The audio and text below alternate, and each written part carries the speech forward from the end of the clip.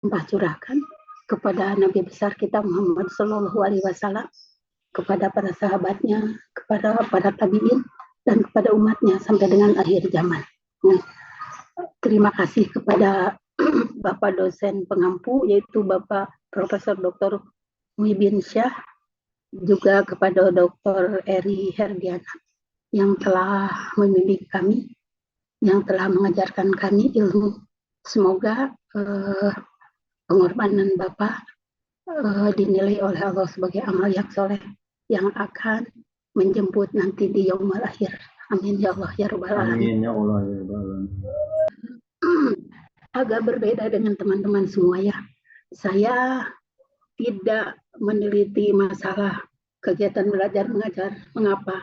Karena saya berpikir begini ya, kesiapan seorang anak belajar itu harus ditunjang oleh status kesehatan yang katakanlah sempurna gitu. Jadi anak itu tidak sakit.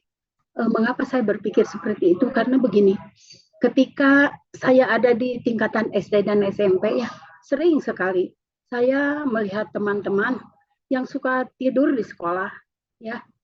Saat itu guru hanya menyuruh, si banget gitu ya, guru itu ya.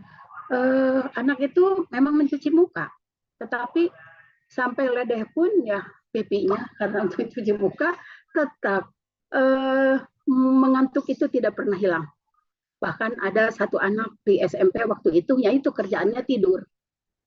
Ya gurunya begitu. Dari mulai berbahasa halus, si banget gitu ya. Karena terus tidur lagi, tapi akhirnya anak itu nggak naik. Nggak naik, dan anak itu merasa gagal, rapotnya pun disobek di depan guru. Jadi guru itu tidak pernah berpikir, harusnya mengapa anak ini kok untuk terus gitu. Rasanya nggak mungkin kalau anak itu nggak tidur semalaman. Harusnya seorang guru kan bertanya pada ibunya, ada apa sih sebenarnya? Apakah anak ini susah tidur? Atau kalau misalnya tidurnya biasa, barangkali anak itu mengalami anemi. Kalau anemi, anak itu pasti akan ngantuk. Kita tidak bisa menyalahkan anak karena kondisi kesehatannya yang seperti itu.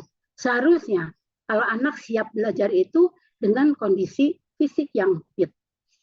Ya, saya yakin teman-teman pernah merasakan lah, misalnya yang pernah sakit gigi ya, disuruh belajar, apa mungkin kita bisa menerima materi dari dosen atau dari guru dalam keadaan sakit gigi misalnya. Ya, apalagi dengan kondisi yang anemi ya. Saya pernah membaca hasil penelitiannya dokter anak. Dia meneliti anak-anak tingkatan SD di perkotaan dan di pedesaan. Ternyata lebih dari 20% anak pedesaan itu mengalami yang namanya anemi. Jadi kalau anemi, dia tidak akan pernah merasa nyaman ketika belajar karena memang itu ngantuk, lemes gitu.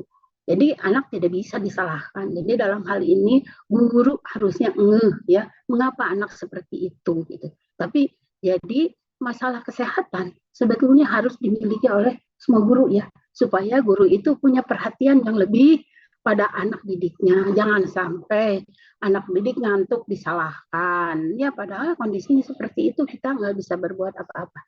Ya itu sebagai satu pengantar saja mengapa saya tidak membahas tentang belajar. Karena saya yakin sebelum belajar, sehat itu mutlak adanya. Itu ya. Next. Ya, jadi judul yang saya itu ya akan paparkan yaitu manajemen epidemiologi di Madrasah Darussalam Al Mubarakah yang letaknya di Bojong Raya, Gang Haji Sanusi, Bandung. Next. Ini latar belakang ya. Jadi tak ini yang jadikan jadi kesiapan belajar salah satu ditunjang oleh status kesehatan siswa itu yang menjadi hal yang sangat fundamental menurut saya ya. Kemudian saya begini ya, pernah satu kali saya ke dokter ini ya, ke dokter kulit. Kebetulan waktu itu ada anak ya, skabies.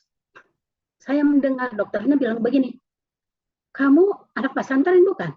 Ya, jadi saya berpikir, kalau begitu di pesantren itu pastilah banyak yang anak buruk gitu.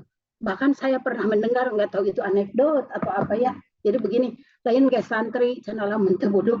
Nah, itu kan image seperti itu harus kita buang ya, karena yang namanya buduk itu sangat mengganggu pembelajaran. Bayangkan saja sedang mikir gegetret ya, gegetret di tangan, gegetret di mana. dan itu penularannya sangat tinggi ya. Jadi selain tadi ya, jadi adanya kesenjangan antara harapan saya bahwa siswa-siswi Muslim itu kalau menurut saya dia pasti orang-orang beriman lah paling tidak ya, orang beriman pasti harus bersemboyan anadopatu minal iman ya. Jadi kebersihan itu sebagian dari iman. Jadi ketika kita bersih, jangan pernah ada lah skabies singgah di tubuh kita gitu ya. Itu. Jadi setelah saya melaksanakan studi awal ya ternyata iya di semua siswa pernah mengalami skabies. Mengapa? Nanti ada jawabannya next ya. Jadi yang sering ada itu di sana itu skabies, influenza dan diare ya. Nah, jadi apa yang saya lakukan? Saya melakukan studi pendahuluan ya, di mana dalam studi tadi saya melihat langsung atau mengobservasi lingkungan sekolah ya. Jadi mengamati dari dekat mengenai banyaknya kamar dan rasio siswa-siswi yang tinggal di asrama. Karena bagaimanapun ya kerapatan manusia di dalam satu area itu akan menentukan penyebaran dengan mudah suatu penyakit, gitu ya. Kemudian mengobservasi siswa, jadi menanyai siapa sajakah di antara siswa atau siswi yang sedang sakit. Sakitnya ada skabies, influenza, dan diare.